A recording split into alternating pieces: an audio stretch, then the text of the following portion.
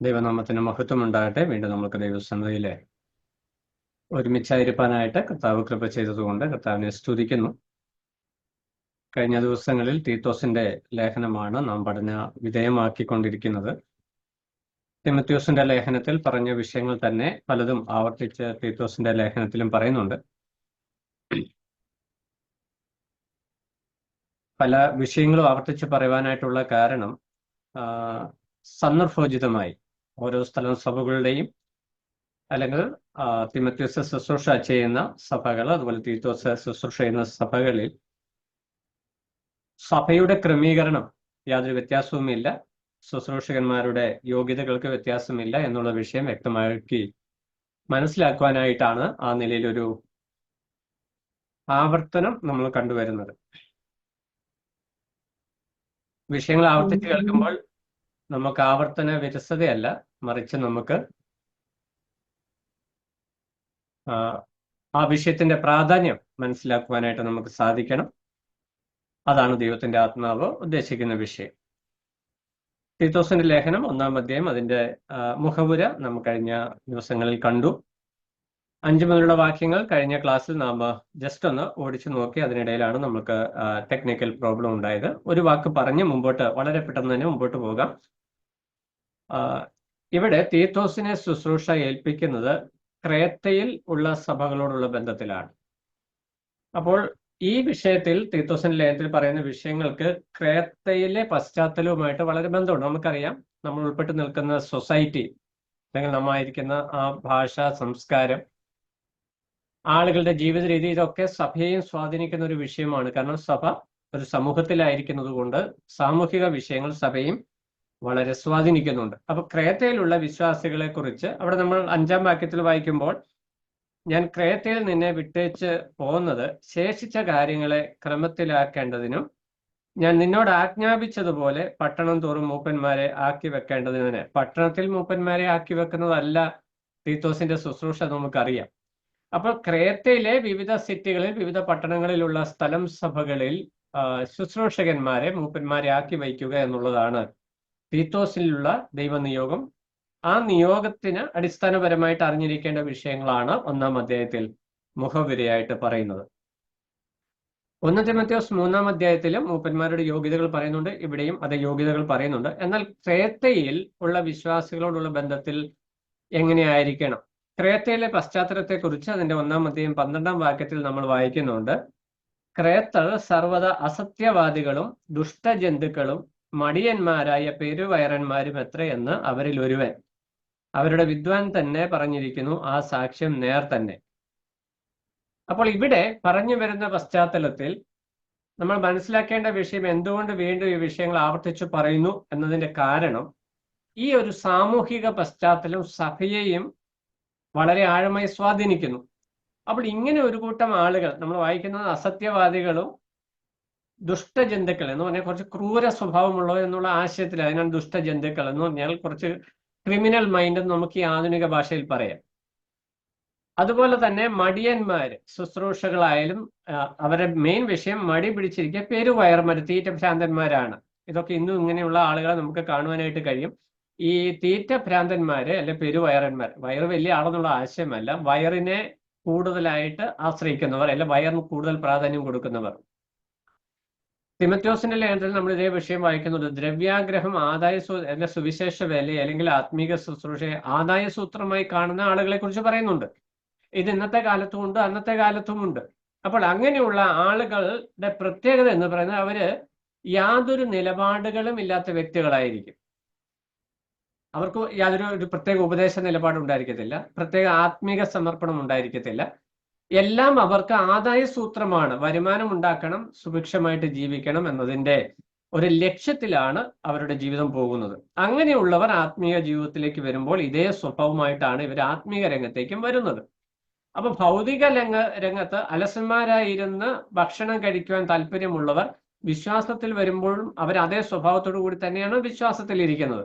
അത് സഭയ്ക്ക് വലിയൊരു ദോഷമാണ് എന്നുള്ള വിഷയം ഇവിടെ ദൈവത്തിന്റെ ആത്മാവ് പൗലോസ് മുഖാന്തരം തീത്തോസിനെ ഓർപ്പിക്കുന്നു. എന്നാൽ അതിനെ അങ്ങനെ വെറുതെ വിടുവാനായിട്ടല്ല ദൈവത്തിന്റെ ആത്മാവ് പ്രബോധിപ്പിക്കുന്നത്. അങ്ങനെയുള്ള വ്യക്തികൾ ഉൾക്കൊള്ളുന്ന സഭയിൽ മൂപ്പന്മാരെ നിയമിക്കുമ്പോൾ ശ്രദ്ധിക്കേണ്ട വിഷയങ്ങൾ അതാണ് അതിന്റെ 6 തൊട്ടുള്ള വാക്യങ്ങൾ. നമ്മൾ 1 തിമോഥെയോസ് 3-ാം അധ്യായത്തിൽ ഈ വിഷയം ഡീറ്റെയിൽഡ് ആയിട്ട് കണ്ടിട്ടുള്ളത് കൊണ്ട് ഇവിടെ അതിന്റെ രത്ന ചുരുക്കമായിട്ട് ഒറ്റ വാക്കിൽ അവിടെ പറയുന്നുണ്ട്. മൂപ്പൻ കുറ്റമില്ലാത്തവനായിരിക്കണം, അല്ലെങ്കിൽ മാതൃകാ ജീവിതം നയിക്കുന്ന വ്യക്തിയായിരിക്കണം. മൂപ്പന്റെ മക്കൾ മാതൃകാ ജീവിതം നയിക്കുന്ന വ്യക്തിയായിരിക്കണം. എന്നാൽ കുറ്റമില്ലാത്തവൻ എന്ന് പറഞ്ഞാൽ ഒരു തെറ്റും ഇല്ലാത്തവൻ എന്നുള്ള ആശയമല്ല അവിടെ. കുറ്റമറ്റവൻ എന്ന് പറഞ്ഞാൽ നിരപവാദ്യൻ, അപവാദങ്ങൾക്ക് അവസരം കൊടുക്കാത്തവൻ.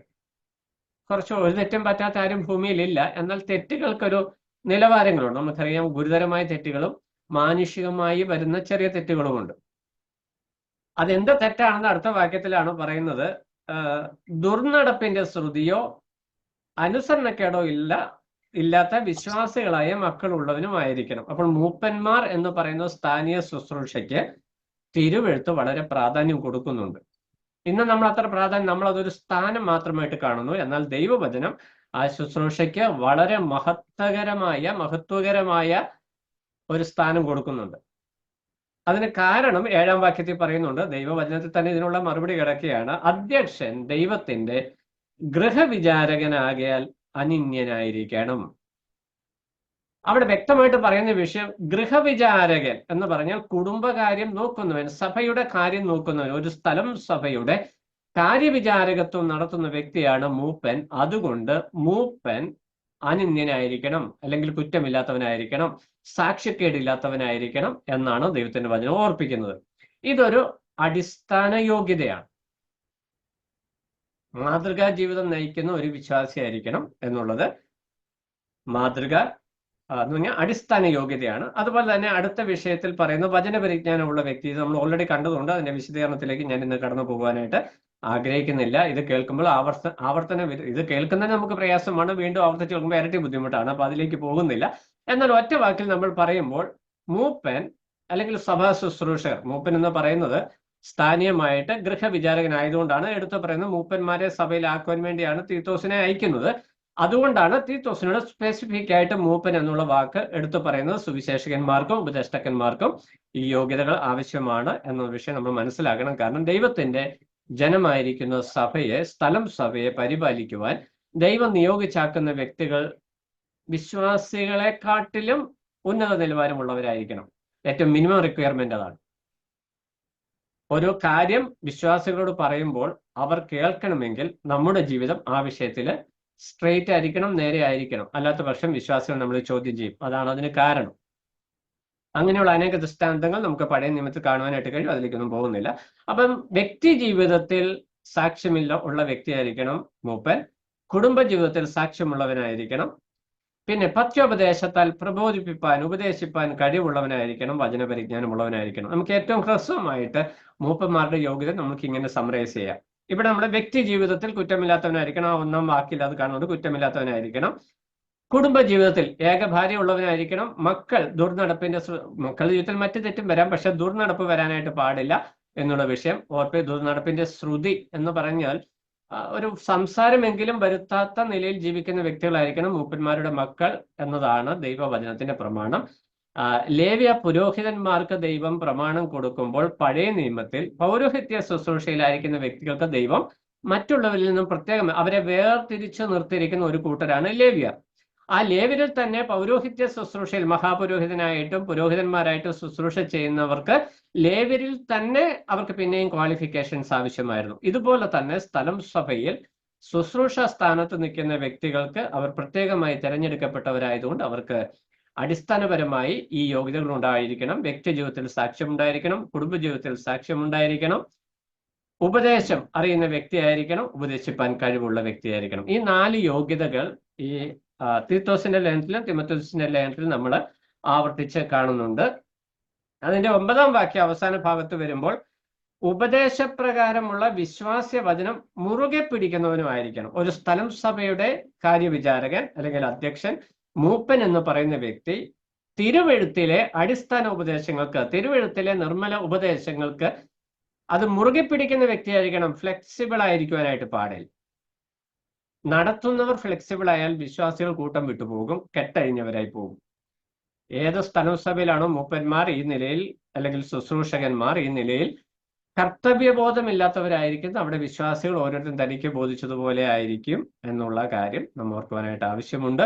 ഇന്ന് പല സഭകളിലും ഈ പരാജയമുണ്ട് എന്നുള്ള വിഷയവും പ്രായോഗികമായിട്ട് തുറന്നു പറയുവാൻ ഞാൻ ആഗ്രഹിക്കുന്നു. നമ്മൾ ആരും തികവുള്ളവരല്ല, എന്നാൽ തികവുള്ളവരല്ല എന്നുള്ളത് ദൈവസന്നിധിയിൽ നിൽക്കുവാനുള്ള ഒരു ന്യായീകരണമായിട്ട് നമുക്ക് കാണുവാനായിട്ട് കഴിയില്ല. കുറവുണ്ടെങ്കിൽ അത് തിരുത്തി യഥാസ്ഥാനപ്പെടുക എന്നുള്ളതാണ് ദൈവവചനത്തിന്റെ ആഹ്വാനം. ഇനി ക്രേത്തയിലെ പ്രത്യേകത എന്ന് പറയുന്നത്, അവർക്ക് ഈ തിരുവചന സത്യങ്ങളോട് വലിയ താല്പര്യമുള്ള ആളുകളല്ല. 10-ാം വാക്യത്തിൽ വരുമ്പോൾ വൃഥാവാചാലന്മാരും മനോവഞ്ചകന്മാരുമായി വഴങ്ങാത്തവരായ പലരും ഉണ്ടല്ലോ. മെജോറിറ്റി അങ്ങനെയാണ്. കാരണം ഇവർക്ക് ഉപദേശം എന്ന് പറയുന്നത് അനിഷ്ടമാണ്. ഇന്ന് നമ്മൾക്ക് പലർക്കും അങ്ങനെയൊക്കെ തന്നെയായി. ഉപദേശം കേൾക്കുന്നത് തന്നെ ഒരു ഇറിറ്റേഷനാണ്.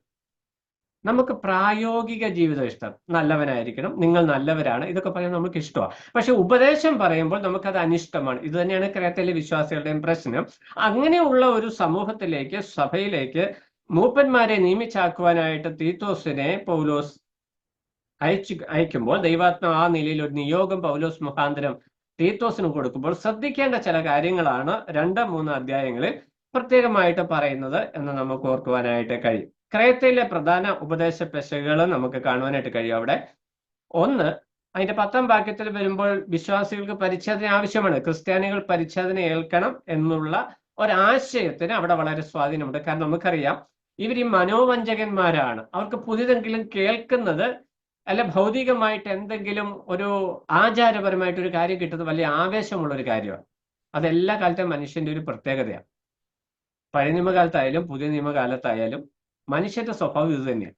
എന്തെങ്കിലുമൊക്കെ ഒരു പുതുമ, എന്തെങ്കിലുമൊക്കെ പ്രദർശിപ്പിക്കുവാനായിട്ട്, ഒരാചാരമായിട്ട് കാണിക്കുവാനായിട്ടുണ്ടെങ്കിൽ വലിയ സന്തോഷമാണ്. അപ്പോൾ യഹൂദന്മാരായിരിക്കുന്ന പരീശന്മാരായിരിക്കുന്ന ആളുകൾ വന്ന് വിശ്വാസത്തോടുകൂടെ പരിച്ഛേദനയും വേണം എന്നുള്ള ഉപദേശം പഠിപ്പിക്കുമ്പോൾ അതിനെ പൂർണ്ണ മനസ്സോടെ അംഗീകരിക്കുന്ന ഒരു കൂട്ടം വിശ്വാസികളാണ് ക്രേത്തയിലുള്ളത് എന്ന് നമുക്ക് ഇവിടെ 10-ാം വാക്യത്തിൽ നിന്ന് മനസ്സിലാക്കുവാനായിട്ട് കഴിയും. അവിടെ നമ്മൾ പറയുന്നത്, വിശേഷാൽ പരിച്ഛേദനക്കാർ തന്നെ അവരുടെ വായി അടയ്ക്കേണ്ടതാകുന്നു. അപ്പൊ തീത്തോസിന് കൊടുക്കുന്ന 1-ാമത്തെ നിയോഗം, രക്ഷയ്ക്ക് വിശ്വാസത്തോടുകൂടെ പരിച്ഛേദന ആവശ്യമാണ് എന്നുള്ള ഉപദേശം പഠിപ്പിക്കുന്നവരുടെ വായി അടയ്ക്കണം. എങ്ങനെയാ വായി അടയ്ക്കുക? സെല്ലട്ട് പൊട്ടിച്ച് അടയ്ക്കുന്ന കാര്യമല്ല. അവരുടെ ഉപദേശത്തെ വചനപ്രകാരം ന്യായോചിതമായി തിരുത്തി കൊടുക്കുവാൻ, കർശനമായി വിലക്കുവാനുള്ള ആധികാരികത തീത്തോസിനുണ്ടാകും.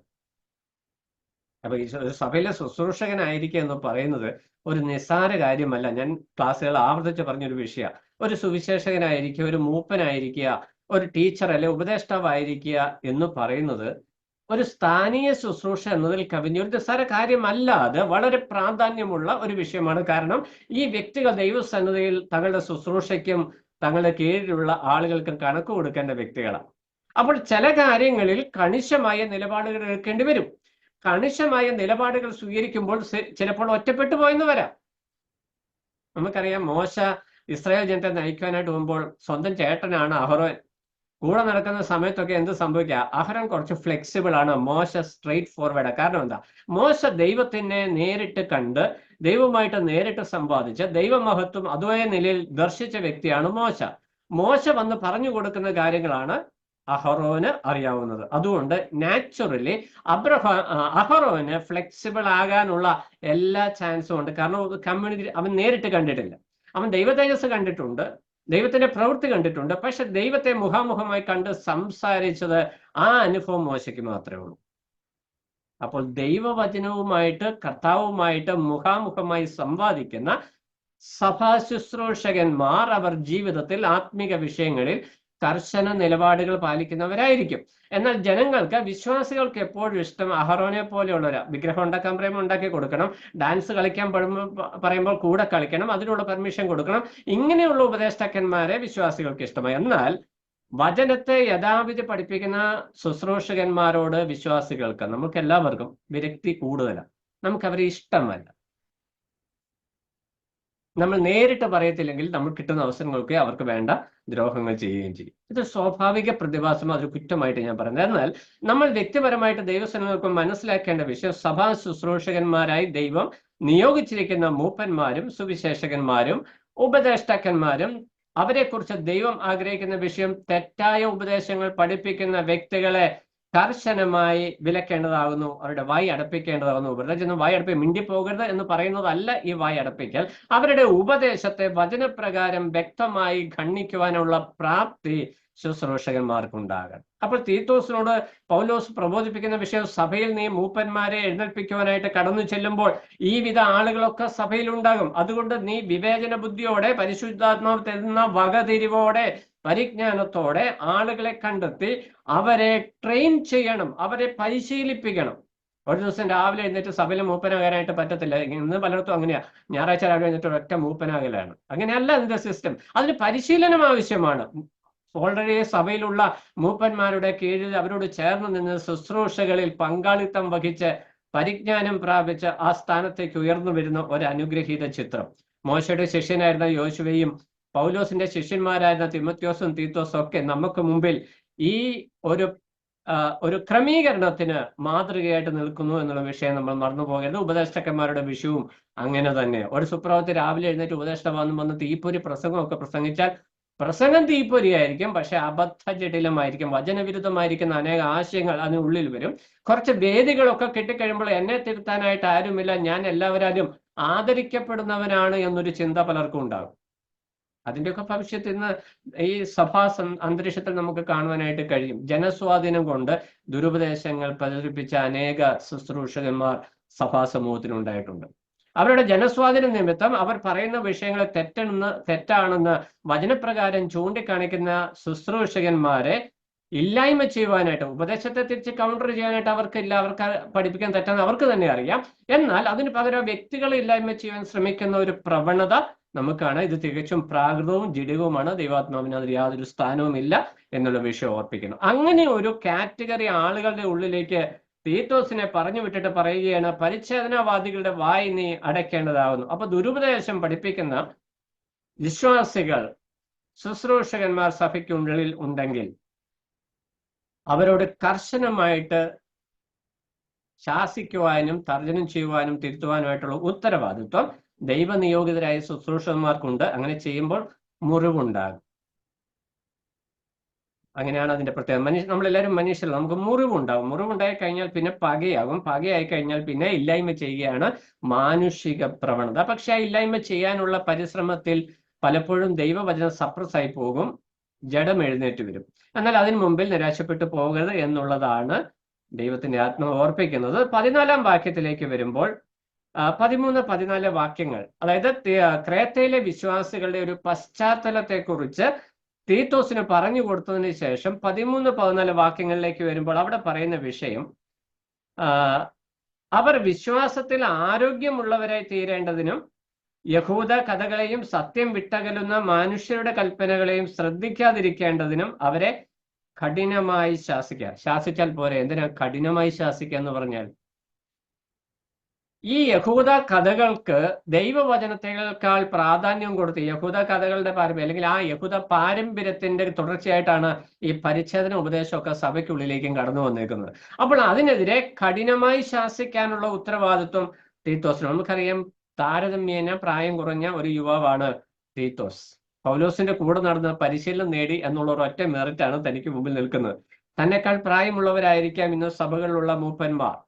താൻ നിയമിക്കാൻ ചെല്ലുന്ന സഭകളിൽ പ്രായമുള്ള വ്യക്തികളെയാണ് താൻ ഈ ചുമതല ഏൽപ്പിക്കാൻ. അവരുടെ മുമ്പിൽ അവരെ കർശനമായിട്ട് ശാസിക്കണമെങ്കിൽ മാനുഷിക നിലയിൽ സാധ്യമല്ല. അവിടെ ദൈവത്തിന്റെ അധികാരം, ദൈവവചനത്തിന്റെ അധികാരം ഈ തീത്തോസിന് അനിവാര്യമാണ്. അതുകൊണ്ടാണ് തീത്തോസിനോട് വ്യക്തമായി നീ ദൈവവചനം പഥ്യോപദേശം മുറുകെ പിടിക്കണം എന്നുള്ള വിഷയം ആവർത്തിച്ചോർപ്പിക്കുന്നത്.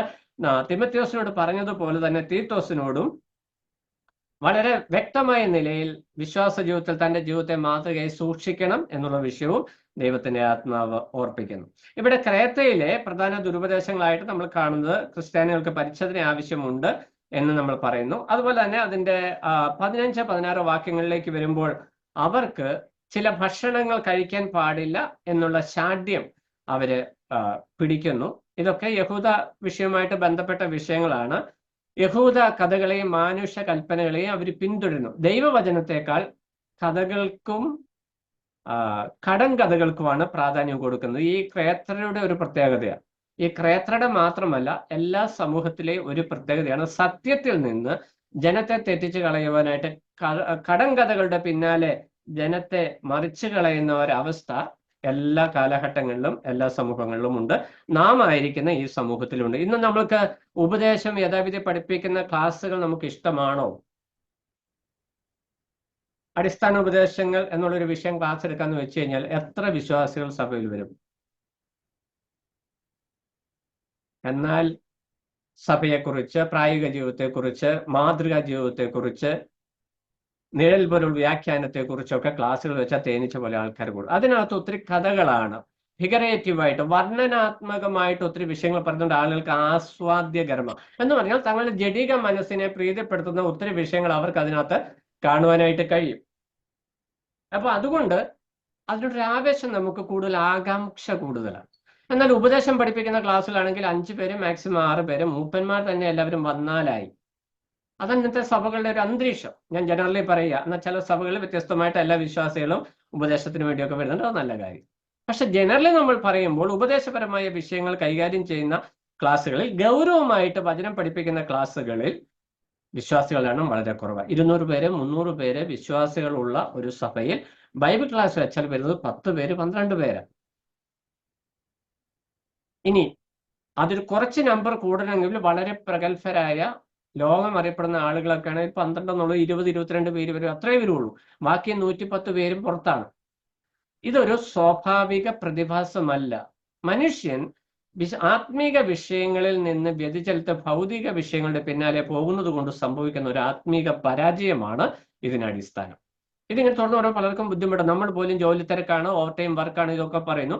പക്ഷെ നമ്മുടെ കുടുംബത്തിലൊരു ആവശ്യം വന്നു കഴിഞ്ഞാൽ ഈ ഓവർ ടൈം ഒക്കെ മാറ്റിവെച്ച് നമ്മൾ പോകും. വിവാഹമായിക്കോട്ടെ, കയർത്താമസമായിക്കോട്ടെ, മറ്റെന്ത് ആവശ്യങ്ങളായിക്കോട്ടെ, നമ്മൾ ഈ ഓവർ ടൈം ഒക്കെ വിട്ട് നമ്മൾ പോകും. ആത്മീക വിഷയങ്ങൾ വരുമ്പോൾ നമുക്ക് ജോലി, പഠനം, ക്ലാസ്സുകൾ, ഇതെല്ലാം നമുക്കൊരു തടസ്സമാണ്. അപ്പോൾ ഇത് നമ്മുടെ വ്യക്തിപരമായ കാഴ്ചപ്പാടിന്റെ പ്രശ്നമാണ്. അത് തന്നെ ഏതെങ്കിലും ശുശ്രൂഷകന്മാർ, സുവിശേഷന്മാരോ മൂപ്പന്മാരോ സഹോദരൻ എന്താ വരാന്ന് ചോദിച്ചാൽ അവർക്കത് അനിഷ്ടമാണ്. വിശ്വാസികൾക്ക് പലർക്കും, ഈവൻ ശുശ്രൂഷകന്മാർക്ക് പോലും എന്താ സഹോദര ഈ ആഴ്ച ക്ലാസ്സിനെ കാണാഞ്ഞത് എന്ന് ചോദിച്ചു കഴിഞ്ഞാൽ അത് അനിഷ്ടമാണ്. ഈ അനിഷ്ടം ഭയന്ന് ശുശ്രൂഷകന്മാർ ചോദിക്കും, വരുന്നവർ വരട്ടെ എന്നൊരു കൺസെപ്റ്റിലേക്ക് അവർ മാറുന്നു. എന്നാൽ ഇവിടെ തീത്തോസിനോട് പറയുന്നത് നീ അവരെ കർശനമായിട്ട് ശാസിക്കണം എന്ന് പറഞ്ഞാൽ, ഒരു സ്ഥലം സഭ ആത്മീയമായി വർധനയ്ക്ക് പോകണമെങ്കിൽ ചിലര് അതിന്റെ പെയിൻ എടുക്കണം. പെയിൻ സഹിക്കാതെ, ഇത് നമുക്കറിയാലോ, പ്രസവവേദന എടുക്കാതെ ഒരു കുഞ്ഞ് ജനിക്കില്ല എന്ന് പറഞ്ഞതുപോലെ പെയിൻ ബെയർ ചെയ്യാൻ ആരെങ്കിലും ഇല്ലെങ്കിൽ ഒരു സ്ഥലം സഭയും നന്നായിട്ട് മുന്നോട്ട് പോകുകയില്ല. ഇപ്പൊ ചെറുപ്പക്കാർ കൂടിവരവിന് വരുന്നില്ലെങ്കിൽ ചെറുപ്പക്കാരെ മോട്ടിവേറ്റ് ചെയ്യാൻ ഒരു ചെറുപ്പക്കാരൻ സഭയിൽ നിന്ന് മുൻകൈ എടുത്ത് മുന്നോട്ട് ഇറങ്ങണം. അവരെ മോട്ടിവേറ്റ് ചെയ്യണം, വരുവാനായിട്ട് പറയണം. പല ന്യായങ്ങൾ അവർക്കുണ്ടാകാം. എന്നാൽ ആ ന്യായങ്ങൾക്ക് അതീതമായിട്ട് അവരെ മോട്ടിവേറ്റ് ചെയ്ത്, അവരെ പ്രഷർ ചെയ്ത് 2-3 ദിവസം ക്ലാസ്സിന് വന്നു കഴിയുമ്പോൾ അവർക്ക് അതൊരു മൂവിങ് ആവും. കാരണം ഈ പുറോട്ട് പോകാൻ, പിന്മാറ്റത്തിൽ പോകാൻ വളരെ എളുപ്പമാണ്. ആത്മീയ വിഷയങ്ങളിലേക്ക് വരാൻ വളരെ സ്ലോ ആണ് കാര്യങ്ങൾ.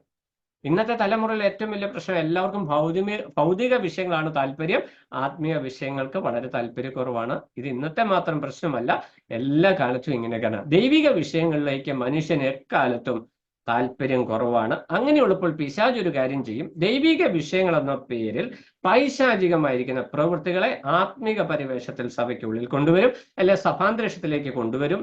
പാട്ടും ആട്ടും നൃത്തവും ഇങ്ങനെയുള്ള കോലാഹലങ്ങളെല്ലാം ഇതിന്റെ പ്രതിഫലനങ്ങളാണ്. എന്നാൽ വേർപെട്ട ദൈവജനമായിരിക്കും നാം മനസ്സിലാക്കേണ്ട വിഷയം, വേർപാട് എന്ന് പറയുന്നത് പെയിൻഫുൾ ആണ്.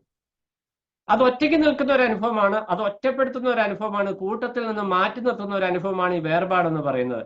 നിങ്ങൾ അവരുടെ ഇടയിൽ നിന്ന് പുറപ്പെട്ട് വേർപെട്ടിരിപ്പിന് ഞാൻ ഇസ്രായേൽ ജനത്തോട് പറഞ്ഞപ്പോൾ ഇസ്രായേൽ ജനത്തിനും മെജോറിറ്റി, അതിൽ ഭൂരിഭാഗത്തിനും അതിഷ്ടമായിരുന്നില്ല. യോശുവയെ പോലെ, മോശയെ പോലെ വളരെ ചുരുക്കം പേരുകൾ ഇൻഡിവിജ്വലായിട്ട്, കുടുംബമായിട്ട് ഞങ്ങൾ യഹോവയുടെ പക്ഷത്ത് നിൽക്കും എന്ന് പറഞ്ഞതിന്റെ അടിസ്ഥാനത്തിലാണ് ആ തലമുറയിൽ ഒരു ശേഷിപ്പ് ഉണ്ടാകുവാനായിട്ട് ഇടയായത്. അതുപോലെ നാം ആയിരിക്കുന്ന ഈ കാലഘട്ടത്തിൽ നമ്മുടെ സ്ഥലം സഭയിൽ, നമ്മുടെ ആത്മീയ കൂട്ടായ്മ സംഘങ്ങളിൽ ഒരു ശേഷിപ്പായിട്ട് നാം ഉറച്ച നിലപാടുകൾ സ്വീകരിച്ചിട്ടില്ലെങ്കിൽ എല്ലാം കെട്ടഴിഞ്ഞവരായി പോകുമെന്നുള്ള വിഷയവും നമ്മൾ ഓർക്കുവാനായിട്ട് ആവശ്യമുണ്ട്. ഇനി അത്രയും വിഷയങ്ങൾ പറഞ്ഞതിന് ശേഷം 2-ാം അധ്യായത്തിലേക്ക് വരുമ്പോൾ സഭയിലെ ചട്ടങ്ങൾ സംബന്ധിച്ച പ്രമാണങ്ങളാണ് കൊടുക്കുന്നത്. നമ്മൾ ക്ലാസ് ഒത്തിരി വലിച്ചു നീട്ടാതെ വിഷയങ്ങൾ സമ്മറൈസ് ചെയ്തങ്ങ് പറയാം എന്ന് ഞാൻ വിചാരിക്കുന്നു. നമ്മളെ പാസ്റ്റ് എപ്പിസോഡ്സ് ഓൾറെഡി 18 ക്ലാസ്സുകൾ നമ്മൾ കവർ ചെയ്ത് കഴിഞ്ഞു. അതുകൊണ്ട് ഓൾറെഡി തിമോത്തിയോസിന്റെ ലേഖനത്തിൽ പറഞ്ഞ വിഷയങ്ങളായതുകൊണ്ട് നമ്മൾ വേഗം ഒന്ന് ടച്ച് ചെയ്ത് മുന്നോട്ടങ്ങ് പോകും. അപ്പോൾ ഇവിടെ ഊന്നൽ കൊടുത്ത് പറയാനായിട്ട് ആഗ്രഹിക്കുന്ന വിഷയം എന്ന് പറയുന്നത് വചനത്തിന് വേണ്ടി നിൽക്കുക, ഉപദേശത്തിന് വേണ്ടി നിൽക്കുക എന്ന് പറയുന്നത് നിമിത്തം ഒരു സഭയിലെ തന്നെ മജോറിറ്റി വിശ്വാസികൾ ഉപദേഷ്ടാവിനെതിരെ നിൽക്കാം, ഒറ്റപ്പെട്ടു പോകുന്ന ഒരു സാഹചര്യം ഉണ്ടാകാം, എതിർപ്പുകൾ അഭിമുഖീകരിക്കേണ്ട സാഹചര്യം ഉണ്ടാകാം. എന്നാൽ ദൈവനിയോഗം ആ വ്യക്തിയെ നിലനിർത്തും എന്നുള്ളതാണ് അതിന്റെ അടിസ്ഥാനം. അതിന്റെ വിശദീകരണമാണ് 2-ാം അധ്യായത്തിൽ എങ്ങനെയാണ് ഈ ശുശ്രൂഷകന് നിൽക്കുവാനായിട്ട് സാധിക്കുന്നത്, വിശ്വാസികൾക്ക് സഭയിലെ പങ്കാളിത്തം അല്ലെങ്കിൽ ശുശ്രൂഷകൾ എന്താണ് എന്നത് 2-ാം അധ്യായത്തിൽ എടുത്തു പറയുന്നു. 2-ാം അധ്യായം 1-ാം വാക്യത്തിൽ തീത്തോസിനുള്ള പ്രബോധനമാണ്, നീയോ പത്യോപദേശത്തിന് ചേരുന്നത് പ്രസ്താവിക്കുക. ഇത് തിമത്യോസിനോടും പറയുന്നുണ്ട്, തീത്തോസിനോടും പറയുന്നുണ്ട്. ഇത് നമ്മൾ നിസ്സാരമായിട്ട് എന്താണ് പത്യോപദേശം? വചനം അതായിരിക്കുന്നത് പോലെ തന്നെ പഠിപ്പിക്കുക. വളരെ പ്രാധാന്യമുള്ള ഒരു വിഷയം. വചനം എങ്ങനെയും പഠിപ്പിക്കുക എന്നുള്ളതല്ല, വചനത്തെ വിശ്വാസികൾക്ക് ഇഷ്ടമുള്ളതുപോലെ പഠിപ്പിക്കുക എന്നുള്ളതല്ല, വചനം വചനമായിരിക്കുന്നത് പോലെ പഠിപ്പിക്കുക. നമ്മുടെ ഇടയ്ക്ക് പ്രവചന പ്രസംഗത്തിന് വളരെ മാർക്കറ്റ്, ആൾക്കാർ ഇഷ്ടം പോലെ ഇടിച്ചു കയറും, ഇഷ്ടം പോലെ കാഴ്ചക്കാരും ഉണ്ടാവും. എന്നാൽ ഇടയ ലേഖനങ്ങളുടെ പഠനത്തിൽ എത്ര പേരാണ് ഉള്ളത്? വ്യത്യാസം ഇതാണ്. പ്രവചനത്തെക്കുറിച്ച് പഠിക്കുമ്പോൾ അത് എൻ്റെ ജീവിതവുമായിട്ട് യാതൊരു ബന്ധവുമില്ല, ആകെപ്പാടെയുള്ള ഒരു വിഷയം കർത്താവ് വരും എന്നുള്ളതാണ്. കർത്താവ് വരും, അതിന് സംശയമൊന്നുമില്ല. കർത്താവ് ഇപ്പൊ വരും, നാളെ വരും, മറ്റന്നാൾ വരും എന്നൊക്കെ പറഞ്ഞ ആളുകൾ ജനങ്ങളുടെ കർണരസമായി, എന്നാൽ ഇവരുടെ ജീവിതവുമായിട്ട് യാതൊരു കമ്മ്യൂണിക്കേഷനും അതിനില്ല. അതുകൊണ്ട് ആളുകൾ അതിന് പിന്നാലെ പോകുന്നു. നിങ്ങളുടെ ഇപ്പം പെന്തക്കോസ് പോലെ ന്യൂ ജനറേഷൻ ചർച്ചസിൽ പല സഭകളിലും അവിടെ വീട്ടിൽ അലമാരിലിരിക്കുന്ന വിഷയങ്ങളുടെ പ്രവചനം, രോഗത്തിൽ നിന്ന് വിടുതലിന്റെ പ്രവചനം, പറമ്പിൽ നിൽക്കുന്ന പ്ലാവിൽ ചക്ക കഴിക്കുന്ന വിഷയമൊക്കെയാണ് പ്രവചനം. അതും ആൾക്കാർക്ക് ഇഷ്ടമാണ്. കാരണം അത് ജീവിതവുമായിട്ട് ഒരു ബന്ധം ഉള്ള വിഷയമല്ല. എന്നാൽ ജീവിതത്തിൽ വേർപാട് വേണം, വിശുദ്ധി വേണം, ക്രമീകരണം വേണം, ഭക്തി വേണം, ദൈവഭയം വേണം. ഇങ്ങനെയുള്ള വിഷയങ്ങൾ പഠിപ്പിച്ചാൽ ഒരൊറ്റ വിശ്വാസി അവിടെ ഉണ്ടാവില്ല. ഈ ന്യൂ ജനറേഷൻ സഭകളിലേക്ക് ആളുകൾ പോകുന്നതിന് കാരണം, പ്രവചന വിഷയങ്ങളുടെ പിന്നാലെ ആളുകൾ പോകുന്നതിന് കാരണം ഈ ഒരൊറ്റ വിഷയം, എൻ്റെ വ്യക്തി ജീവിതവുമായിട്ട് ഇതിന് യാതൊരു ബന്ധവും, ഇതിങ്ങനെ ഒരു ഓളത്തിൽ അങ്ങ് പോകുന്ന ഒരു കാര്യം. എന്നാൽ ഉപദേശപരമായിട്ടുള്ള വിഷയങ്ങൾ, നമ്മൾ ഏത് വിഷയം എടുത്ത് പഠിച്ചാലും ദൈവവചനത്തെ നമ്മുടെ പ്രായോഗിക ജീവിതത്തിൽ എങ്ങനെ അപ്ലൈ ചെയ്യാം, പ്രായോഗികമാക്കാം എന്നുള്ളൊരു വിഷയം വന്നു കഴിഞ്ഞാൽ വിശ്വാസികൾക്ക് പൊതുവെ അത് ഇഷ്ടമല്ല. അതൊരു കുറ്റപ്പെടുത്തലല്ല, നമ്മുടെ ജഡത്തിന്റെ ഇഷ്ടങ്ങൾക്ക് അത് വിരോധമായതുകൊണ്ട് അതിനത് ഉൾക്കൊള്ളുവാനായിട്ട് സാധിക്കത്തില്ല. നമ്മളൊക്കെ ഈ അനുഭവത്തിലൂടെ കടന്നു പോകുന്നവരാണ്. എല്ലാവർക്കും ജഡത്തിനും മനോവികാരങ്ങൾക്കും അനുസൃതമായതാണ് ഇഷ്ടം. ദൈവത്തിന്റെ ആത്മാവ് അങ്ങനെ തന്നെ ജഡത്തിനും മനോവികാരങ്ങൾക്കും ഇഷ്ടമായത് ചെയ്യുവാൻ ആദാം മുതൽ ഇങ്ങോട്ട് സകല മനുഷ്യരും ചെയ്ത ഒരു പ്രവൃത്തി ജഡത്തിനും മാനുഷിക മനോവികാരം എന്ന് പറഞ്ഞ് പാപബന്ധിതമാണ് എന്നുള്ള വിഷയം നമ്മൾ നോക്കണം. അപ്പോൾ പാപത്തിലേക്കുള്ള വശതയിലേക്കാണ് മനുഷ്യൻ പോകുന്നത്. അതിൽ നിന്നൊരു വേർപാട് വേണം എന്ന് ആരെങ്കിലും ഉപദേശിച്ചാൽ ആ ഉപദേശിക്കുന്ന വ്യക്തിയോട് എതിർപ്പാണ്, ഉപദേശത്തോട് എതിർപ്പാണ്. അതുകൊണ്ട് നമ്മൾ അതിൽ നിന്ന് അകന്നു നിൽക്കും.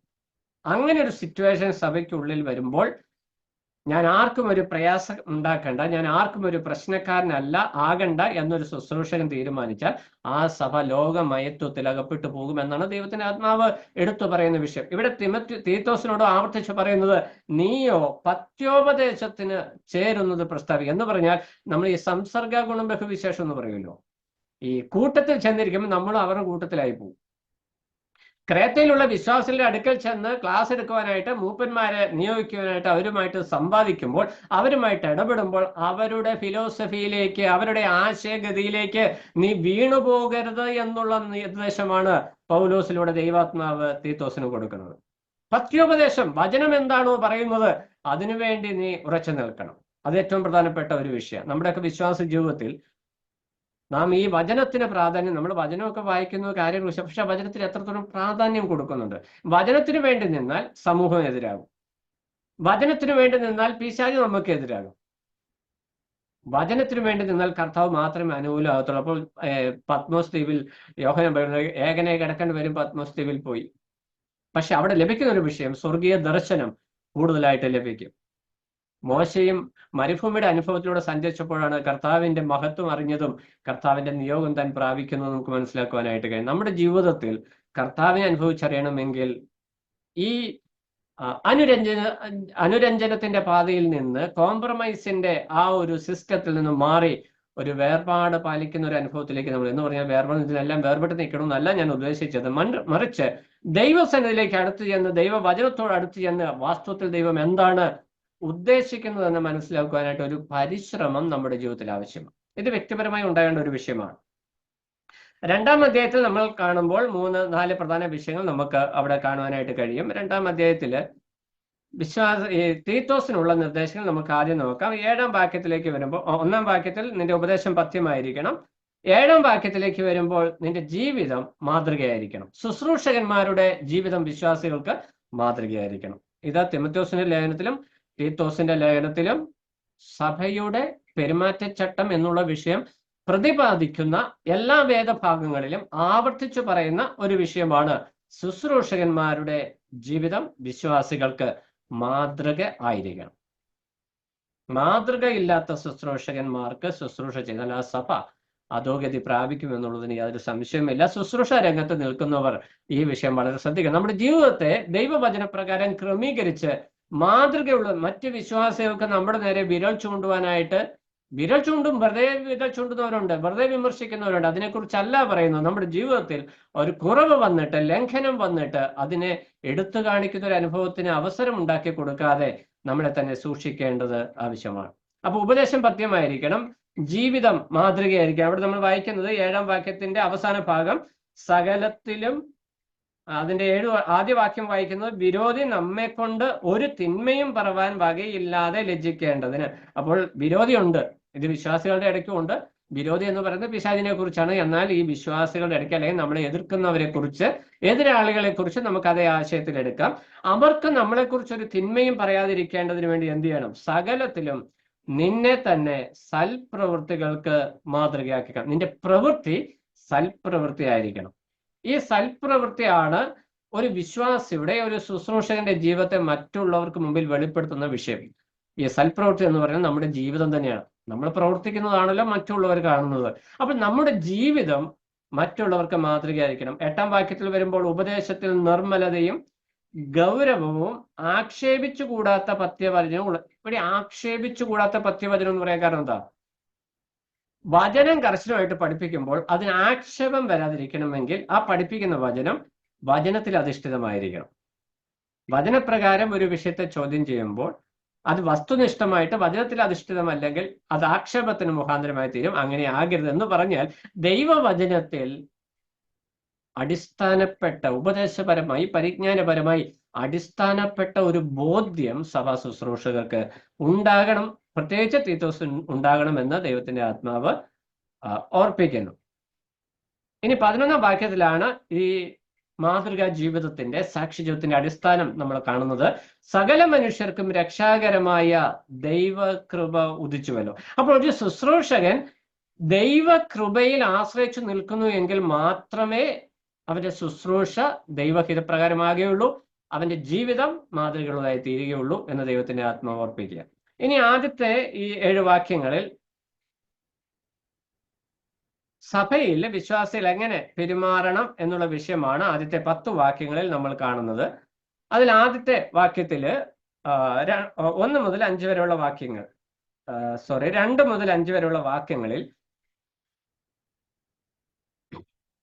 മുതിർന്നവർ, സഭയിലെ സീനിയർ സിറ്റിസൻസ്, വൃദ്ധന്മാരും വൃദ്ധമാരും ഇവരെങ്ങനെ സഭയിൽ പെരുമാറണം, മുതിർന്ന സ്ത്രീകളും പുരുഷന്മാരും സഭയിൽ എങ്ങനെ പെരുമാറണം, ഇത് നമ്മളൊന്ന് ശ്രദ്ധിച്ച് വായിക്കാൻ നല്ലതാണ്. പക്ഷെ അതിന്റെ ഒരു അന്തസത്തെ അങ്ങ് പറയാം. ഇവരുടെ ജീവിതം യുവതലമുറയ്ക്ക് മാതൃകയായിരിക്കണം. ആ പറഞ്ഞു വരുന്നതിന്റെ രക്തം ചുറ്റാത്രമാണ്. അവരുടെ സംസാരം, അവരുടെ പെരുമാറ്റം, അവരുടെ വിശ്വാസം, അവരുടെ സ്നേഹം, ഇതൊക്കെയും യുവതലമുറയ്ക്ക് മാതൃകയായിരിക്കണം എന്ന് പറയാൻ എന്താ? ഈ മുതിർന്നവരെ കണ്ടാണ് ചെറുപ്പക്കാർ പഠിച്ചു വരുന്നത്. ഈ ശുശ്രൂഷകന്മാരോടുള്ള ബന്ധത്തിലും ഇത് ബാധകമാണ്.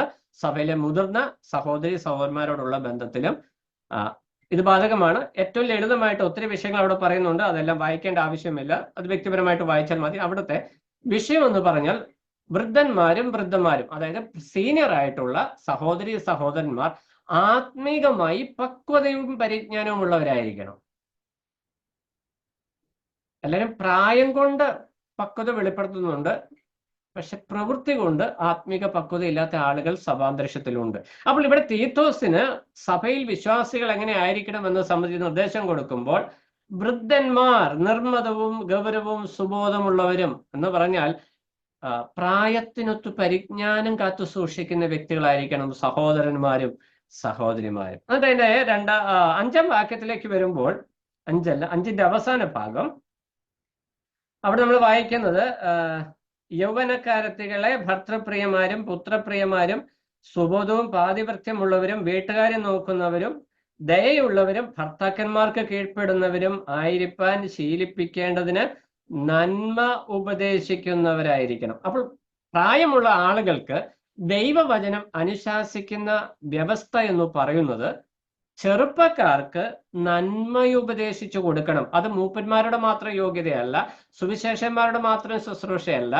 ഇത് പ്രായമായ മുതിർന്ന സഹോദരി സഹോദരന്മാർ സഭയിലെ യുവാക്കന്മാരെയും യുവതികളെയും അവരുടെ ജീവിതത്തിൽ ദൈവഭക്തിയിൽ ജീവിക്കുവാനായിട്ട് നന്മ ഉപദേശിക്കുന്നവരായിരിക്കണം. ഈ നന്മ ഉപദേശിക്കുവാൻ ചെല്ലുമ്പോൾ ജീവിതം നന്മയിൽ മാതൃകയുള്ളതായിരിക്കണം. അതാണ് ദൈവവചനത്തിന്റെ പ്രമാണം. ഇത് വളരെ ശ്രമകരമായിരിക്കുന്ന ഒരു വിഷയം.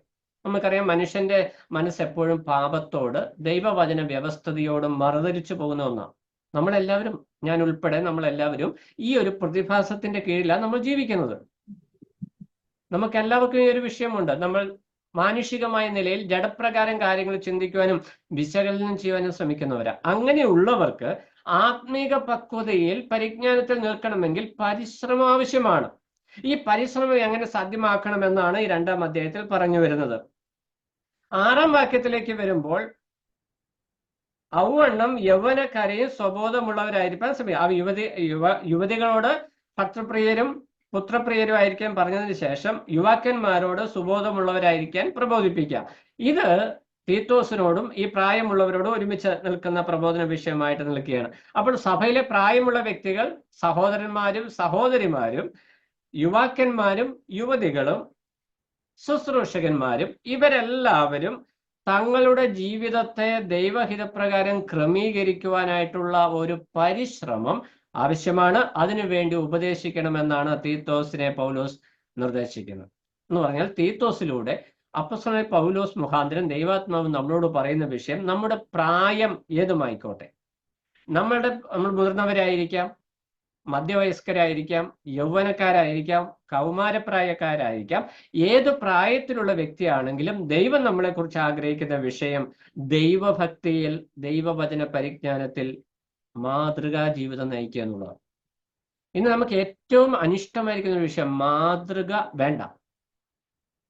ഇന്ന് അമേരിക്കയിലുള്ള സകല ഫാഷൻസ് ഇപ്പൊ ഇന്ത്യയിലോട്ട് ഇമ്പോർട്ട് ചെയ്യുക. അമേരിക്ക മോശം രാജ്യമൊന്നല്ല ഞാൻ പറഞ്ഞു വരുന്നതിന്റെ ഉദ്ദേശം. ലോകത്തിലുള്ള സകല വേഷവിധാനങ്ങളും ദൈവസഭയ്ക്കുള്ളിലേക്ക് കൊണ്ടുവന്നിട്ട് നമ്മൾക്കാർക്കും ഒരു വിഷയമില്ല, എല്ലാം കൊണ്ടുവരികയാണ്. ആർക്കും ഒരു പെയിനുമില്ല. പണ്ട് വളരെ കർശനമായിട്ട് ഈ സിസ്റ്റത്തെ, ഇങ്ങനെയുള്ള അനുരഞ്ജനത്തെ എതിർത്തിരുന്ന ദൈവദാസന്മാർ പോലും ഇന്ന് മൗനം പാലിക്കുക. കാരണം എന്താ? നാടോടുമ്പോൾ നടുവേ ഓടി, അല്ലെങ്കിൽ മുന്നോട്ട് പോകാൻ പ്രയാസമാണ്, ഞെരുക്കമാണ്, കഷ്ടതയാണ്. പക്ഷെ തീത്തോസിനോട് പൗലോസ് പറഞ്ഞത് അങ്ങനെയാകാൻ പാടില്ല. യുവാക്കന്മാർ തെറ്റിപ്പോകുമ്പോൾ മുതിർന്ന സഹോദരി സഹോദരന്മാർ അവരോട് കുഞ്ഞുങ്ങളെ ഇങ്ങനെയല്ല വിശ്വാസികൾക്ക് യോഗ്യമെന്ന് പറയുവാനായിട്ടുള്ള ആർജവം കാണിക്കണം. അതിനാ ദൈവം അവിടെ ആക്കിയിരിക്കുന്നത്. നമ്മൾ ഇത്രയും പക്വതയും പരിജ്ഞാനവും ഒക്കെ പ്രായമുള്ളവരെ സഭയിൽ നമ്മളെ ദൈവം നിർത്തിയിരിക്കുന്നത് യുവതലമുറയ്ക്ക് നിർദ്ദേശങ്ങൾ കൊടുക്കുവാൻ, അവർക്ക് നന്മ ഉപദേശിപ്പിക്കുവാനാണ്. എന്നാൽ പലപ്പോഴും മക്കളെ തെറ്റായ സിസ്റ്റത്തിലേക്ക് വഴി തെറ്റിച്ചു വിടുന്നത് മാതാപിതാക്കളാണ് എന്നുള്ളതും ഒരു സത്യമാണ്. നമ്മൾ എപ്പോഴും ഓർക്കേണ്ടതായി ഇരിക്കുന്ന വിഷയം, ഇപ്പോൾ നാമധേയ മർത്തോമ സഭയില്, CSI സഭയില്, യാക്കോബായ സഭയിൽ പോലും പുരോഹിതന്മാർ വിശ്വാസികൾ വിവാഹത്തിനും മറ്റും അണിഞ്ഞൊരുങ്ങി വരുമ്പോൾ വളരെ കർശനമായ ഭാഷയിൽ അവരോട് ഇങ്ങനെ അരുത് എന്ന് പറയുന്നുണ്ട്. വേർപെട്ട ദൈവമക്കളുടെ ഇടയിൽ, വേർപെട്ട ദൈവജനത്തിനിടയിൽ അങ്ങനെ ഉണ്ടോ അറിഞ്ഞുകൂടാ. ആ ശബ്ദം കേൾക്കാനില്ല, ഒരു കാലത്തും ഉണ്ടായിരുന്നു, ഇന്നത് കേൾക്കാനില്ല. അരുത് എന്ന് പറഞ്ഞാൽ ആകാശം ഇടിഞ്ഞു വീഴുന്നൊരു അനുഭവമാണ്. പക്ഷെ അരുത്, അയോഗ്യമായത് അരുത് എന്ന് പറയുവാനായിട്ടാണ് ദൈവം സഭയിൽ മുതിർന്നവരെ ആക്കിയിരിക്കുന്നത്, ശുശ്രൂഷകന്മാരെ ആക്കിയിരിക്കുന്നത്, സഹോദരന്മാരെയും സഹോദരിമാരെയും ആക്കിയിരിക്കുന്നത്. നമുക്കറിയാം ബാലന്റെ ഹൃദയത്തോട് ഭോഷത്വം പറ്റിയിരിക്കുന്നു. യുവതലമുറയുടെ ഹൃദയത്തോട് യുവാക്കന്മാരെന്നോട് പിണങ്ങരുത്. പക്ഷെ നമുക്കറിയാം ഈ ലോകം ഏറ്റവും കൂടുതൽ വശീകരിക്കുന്ന യുവതലമുറയാണ്. അവർ പെട്ടെന്ന് അതിലേക്ക് ആകർഷിക്കപ്പെട്ടു, സ്വാഭാവികമാണ്. അങ്ങനെ ആകർഷിക്കപ്പെട്ടു പോകുന്ന സമയത്ത് നമ്മൾ എന്ത് ചെയ്യണം? ദൈവഭയമാണ്, ഭക്തിയാണ് വലുത് എന്നുള്ള വിഷയം ഈ കുഞ്ഞുങ്ങളുടെ, ഈ വ്യക്തികളുടെ ഹൃദയത്തിൽ ഇല്ലാതെ പോകുന്നത് കൊണ്ടാണ് ഈ ഒരു അനുരഞ്ജനം. ഇന്നത്തെ ഏറ്റവും ചിലത് ഞങ്ങൾക്ക് ഇഷ്ടമുള്ളത് ഞങ്ങൾ ധരിക്കും, ഞങ്ങൾക്ക് ഇഷ്ടമുള്ളത് ഞങ്ങൾ കഴിക്കും, ഞങ്ങൾക്ക് ഇഷ്ടമുള്ളതുപോലെ ഞങ്ങൾ ജീവിക്കും. ഇന്ന് സെക്കുലർ ലോകം പാടുന്ന ഒരു പാട്ടതാ. ഞങ്ങൾക്ക് ഇഷ്ടമുള്ളത് ധരിക്കും, ഞങ്ങൾക്ക് ഇഷ്ടമുള്ളത് കഴിക്കും, ഞങ്ങൾക്ക് ഇഷ്ടമുള്ളതുപോലെ ഞങ്ങൾ നടക്കും, നീ ആരാ ചോദിക്കാൻ? അത് സെക്കുലർ ലോകമാണ്. സഭയ്ക്കുള്ളിൽ അത് പാടില്ല. ആ മനോഭാവം ദൈവസഭയ്ക്കുള്ളിൽ പാടില്ല. ദൈവസഭയ്ക്കുള്ളിൽ ചോദിക്കാൻ ഒരാളുണ്ട്, പറയാൻ ഒരാളുണ്ട്. സഭാകാന്തനായിരിക്കുന്ന കർത്താവാണ്, ചോദിക്കുക തന്നെ ചെയ്യും.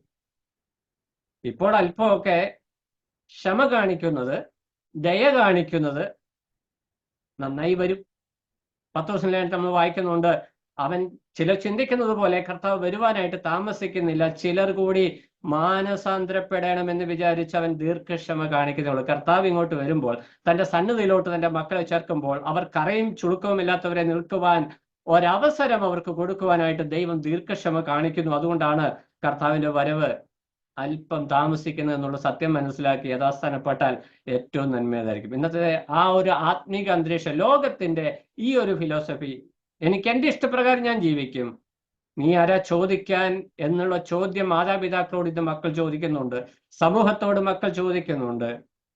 ഇപ്പോൾ ദൈവത്തോടും അവർ ചോദിക്കുന്ന ഒരു സാഹചര്യത്തിലേക്ക് വരുമ്പോൾ വിശ്വാസ ഭവനത്തിലെ കുഞ്ഞുങ്ങൾ ഈ ഒരു ഫിലോസഫിയിലേക്ക്, സാത്താന്യ തത്വചിന്തയിലേക്ക് അകപ്പെട്ടു പോകാതിരിക്കാൻ അടിസ്ഥാനപരമായി നമ്മുടെ കുഞ്ഞുങ്ങളെ ദൈവഭക്തി എന്നുള്ള വിഷയം, ദൈവഭയം എന്നുള്ള വിഷയം വീട്ടിൽ തന്നെ പറഞ്ഞു കൊടുക്കേണ്ടത് ആവശ്യമാണ്. ഇതാണ് തിമോഥെയോസിനോട്, തീത്തോസിനോടും പൗലോസ് അപ്പോസ്തലനോട് ദൈവാത്മാവ് ഓർപ്പിക്കുന്ന വിഷയം. പഥ്യോപദേശം മാറാപോരുകളില്ലാതെ കർശനമായി ശാസനയോടുകൂടെ അവർക്ക് പറഞ്ഞു കൊടുക്കണം.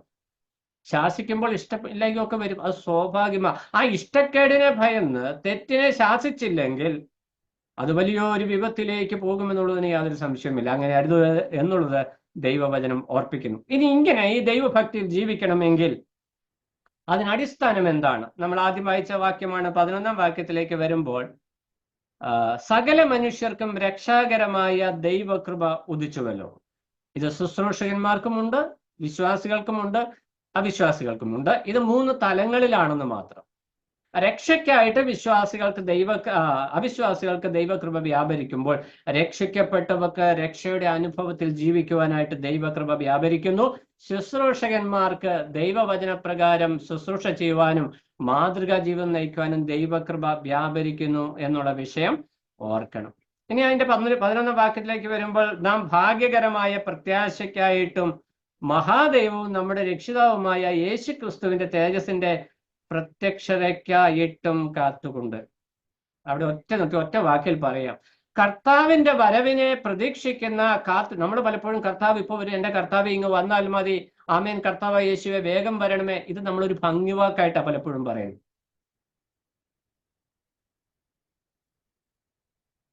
എന്നാൽ അടുത്ത വാക്യം വായിക്കുമ്പോൾ ആ ഒരു പ്രത്യാശയോടെ, പ്രതീക്ഷയോടെ, കർത്താവെ നീ വേഗം വരണം, കർത്താവെ നീ വരണം എന്ന് ആഗ്രഹിക്കുന്ന വ്യക്തി എന്ത് ചെയ്യണം?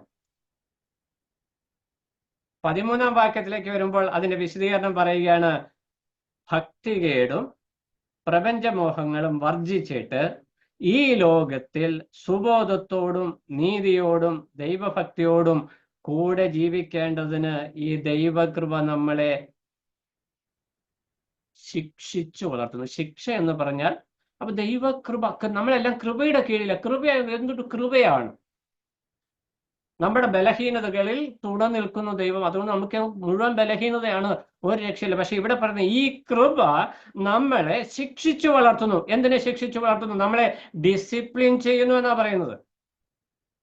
ഭക്തികേട്, ദൈവഭയമില്ലാത്ത അവസ്ഥ, പ്രപഞ്ചമോഹങ്ങൾ, ഈ ലോകത്തിന്റെ ഇഷ്ടത്തിനനുസരിച്ചുള്ള വേഷവിധാനങ്ങളും ജീവിത രീതിയും ചിന്താഗതികളും, വർജിച്ചിട്ട് ഈ ലോകത്തിൽ സുബോധത്തോടെ ജീവിക്കണം. ഈ വിഷയങ്ങളെ വിട്ടുകളഞ്ഞ് ഇതേ ലോകത്തിൽ സുബോധത്തോടെ ജീവിക്കുവാനായിട്ട് ദൈവകൃപ നമ്മളെ ശിക്ഷിച്ച് വളർത്തുന്നു. ഈ ശിക്ഷണത്തിന് നാം വിധേയപ്പെടണം.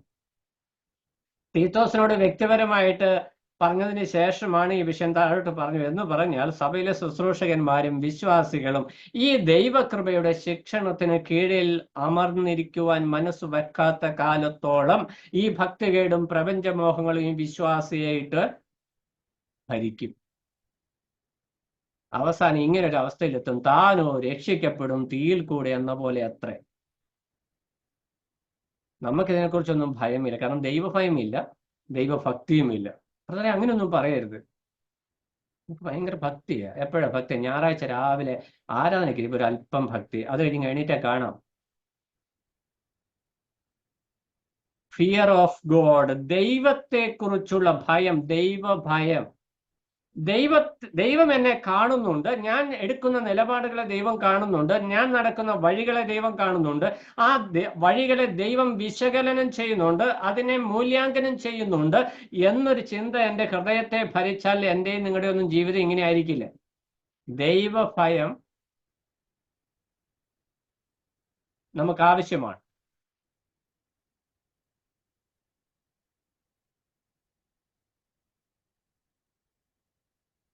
തീത്തോസിനോട് പൗലോസ് ഓർപ്പിച്ചു വരുന്ന വിഷയം ഇനി അതിന്റെ 14 വാക്യത്തിലേക്ക് വരുമ്പോൾ, അവൻ നമ്മെ സകല അധർമ്മത്തിൽ നിന്നും വീണ്ടെടുത്ത് സൽപ്രവൃത്തികളിൽ ശുഷ്കാന്തി ഉള്ളൊരു സ്വന്തം ജനമായി തനിക്ക് ശുദ്ധീകരിക്കേണ്ടതിന് തന്നെത്താൻ നമുക്ക് വേണ്ടി കൊടുത്തു. പൗലോസ് ഇവിടെ തീത്തോസിന്റെ ഹൃദയത്തിലേക്ക് സഭാസംബന്ധമായി പകർന്നു കൊടുക്കുവാൻ ഉദ്ദേശിക്കുന്ന വിഷയം, ദൈവം നമ്മളെ വീണ്ടെടുത്തത് തനിക്ക് വേണ്ടി ശുദ്ധീകരിക്കേണ്ടതിന്. സ്വന്തം ജനമായി ശുദ്ധീകരിച്ചിട്ടല്ലേ സ്വന്തം ജനമാക്കിയത്? അതെ, നമ്മളെ സ്ഥാനീയമായി ശുദ്ധീകരിച്ചിട്ടാണ് സ്വന്തം ജനമാക്കിയിരിക്കുന്നത്. പക്ഷെ നമ്മൾ ഈ ജഡത്തിൽ ജീവിക്കുമ്പോൾ പ്രായോഗിക ശുദ്ധീകരണം നമ്മുടെ ജീവിതത്തിൽ ആവശ്യമാണ്. അത് നമ്മുടെ പാർട്ടാണ്. തന്നെത്താൻ സൂക്ഷിക്കുക. നമ്മൾ വായിക്കുന്നുണ്ട്, ദൈവഭക്തി എന്നതോ ലോകത്താലുള്ള കളങ്കം പറ്റാതെ തന്നെത്താൻ സൂക്ഷിക്കുക. ദൈവം നമ്മൾക്ക് തന്നിരിക്കുന്ന സ്ഥാനീയ വിശുദ്ധീകരണത്തെ ലോകത്താലുള്ള കളങ്കം പറ്റാതെ സൂക്ഷിക്കുവാനായിട്ടുള്ള ഭാരിച്ച ഉത്തരവാദിത്വം. അത് നിസ്സാര ഉത്തരവാദിത്വമല്ല. ഈ ലോകത്താലുള്ള കളങ്കം എന്താ?